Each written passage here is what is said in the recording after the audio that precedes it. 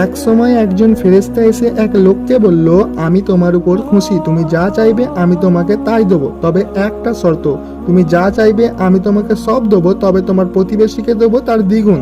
লোকটা বলল, আমার একটা রোলেক্স ঘড়ি চাই। ফেরেশতা তাকে একটা রোলেক্স ঘড়ি দিয়ে দিল। প্রতিবেশী দুটো রোলেক্স ঘড়ি পেল। লোকটি বলল, একটা বিএমডব্লিউ গাড়ি আমার চাই। ফেরেশতা তাকে বিএমডব্লিউ গাড়ি দিল। প্রতিবেশীকে দুটো বিএমডব্লিউ গাড়ি দিল। লোকটি বলল, একটা সুন্দর বড় বাংলো চাই। ফেরেশতা তাকে একটা সুন্দর বড় বাংলো দিল। তার প্রতিবেশীকে দেওয়া হলো দুটো সুন্দর বড় বাংলো।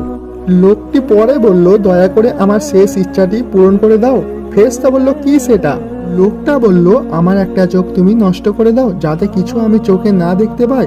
চিন্তা করেন, সে তার নিজের চেয়ে প্রতিবেশীকে নিয়ে বেশি ব্যস্ত। তার জীবন সহজ কি জটিল সে ভাবছে না। সে বেশি চিন্তিত যে প্রতিবেশীর চেয়ে ভালো জীবনযাপন করা নিয়ে। এই কারণেই সে ফেরেশতাকে বলল, আমার একটা চোখ নষ্ট করে দাও, যাতে